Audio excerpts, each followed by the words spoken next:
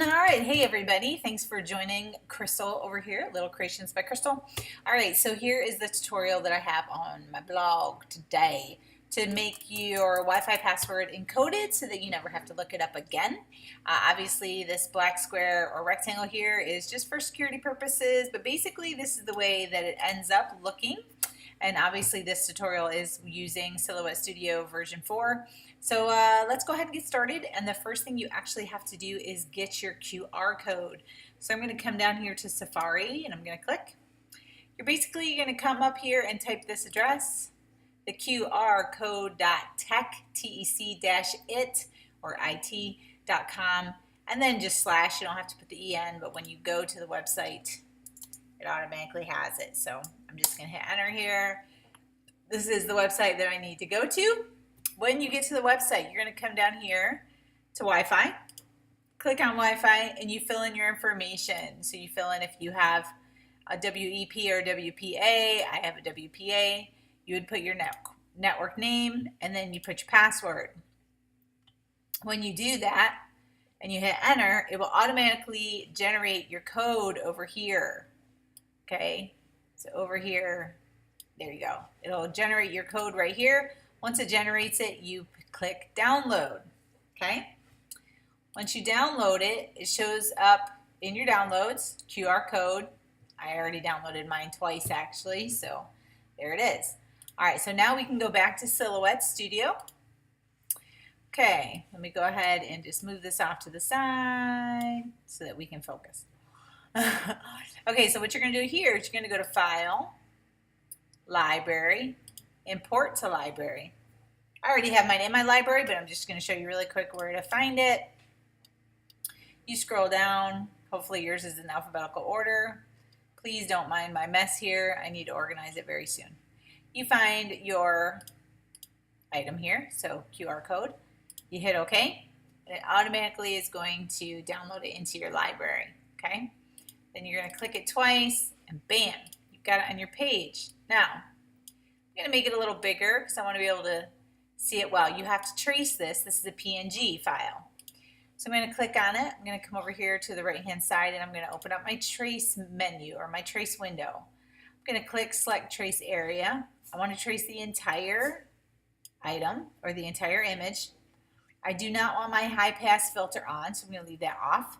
And I'm just simply going to click Trace. Okay. Now I can do this, and I have my traced item. I can go ahead and delete my PNG. I'm going to bring this over here. I know that this kind of looks like a mess. However, you do not want to change it at all. You want it to actually cut just like this. And I know it also looks like a mess when it comes to having to weed it, but trust me, it's actually not too bad. The next thing I'm going to do as a recommendation is I'm actually going to shift and draw a square around this. Okay. Oh, I let shift go. Don't let shift go when you're drawing your square. Shift, draw, let go. There we go. All right. Why am I drawing a square? Well, because I did notice that the weeding would have gone faster if I would have had more cut areas around it to be able to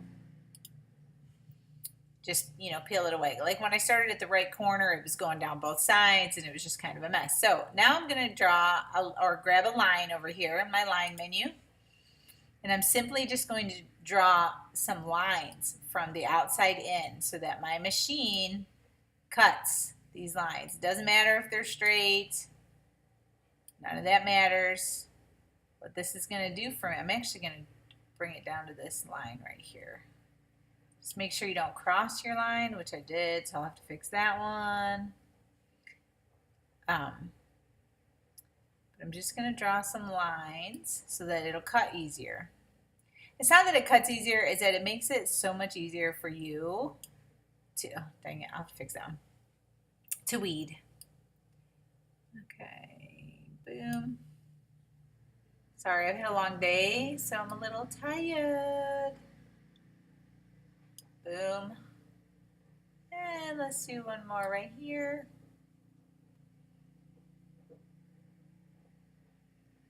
Boom. Okay, so let me fix the ones that I have.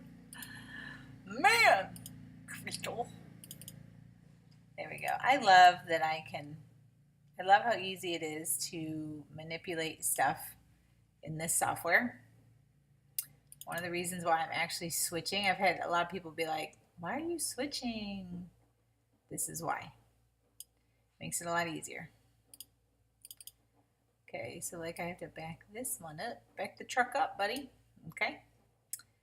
And this one's super crooked, so we'll fix that and we'll connect it. There we go. All right. So now it'll just weed easier for you. Obviously, those lines are not going to mess up the code or anything. So there we go. Now I'm going to shrink this back down. Now your next step is super easy. All you're going to do is do your fonts. I already know what font I want, but I need an H. Then I'm going to come down here and do another space because I want them separate. I'm going to click my font again, and I want an M and an E. And I want them to be, pretty sure I chose Georgia. Georgia. Georgia's on my mind. Not really, but it's okay. All right, Georgia. Okay, and then we're going to bring it up here. And we're going to bring them up here. Actually, you know what? I'm just going to kind of group them together for a second to grow them. And then we're going to bring them up here. And I think I'm going to make my barcode thing a little smaller. Okay. Make my barcode smaller. There we go. Now we want to make sure that these are lined up because if not, it'll just look funny. So I'm going to select all of them. I'm going to come over here to my align or transform menu. I call it my align menu. Sometimes I get mixed up, so I'll fix it if I do. Oh, yeah, that ain't going to work. I forgot about these extra little lines. Let's do this. We're going to group.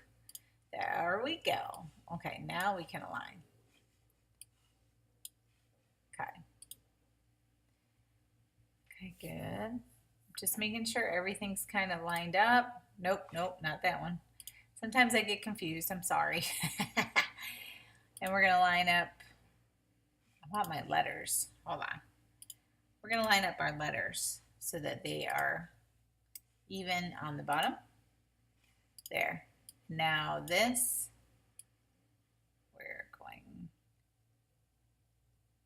This is where a grid might come in handy.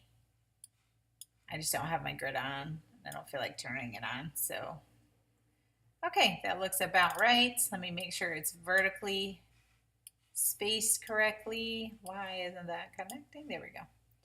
So we just want to, or horizontally spaced correctly. There we go. Awesome. Okay, so is home. And then the next thing I wanted to do was just make my little text. And I'm going to take this way down. And it's going to say where, whoops. There we go. Where there is always a way to connect. You can say whatever you want here. This is just one way that I've done it. I've liked it. I'm having a brain fart tonight, I'm telling you.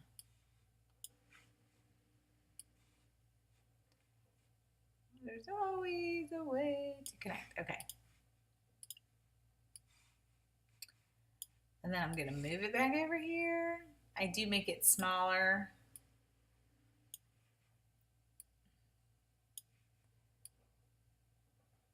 That's about right. All right, guys, there you have it. There is your barcode. I'm going to color it in. I'm going to fill it black. And I'm going to do my line style black. Oh, I am not going to fill that one black because it's going to go black on me and then I'm not going to see it. Let's go ahead and check out our cutter preview. there you go. So you're going to see everything that's going to cut, so you know your barcode will cut nice and smooth.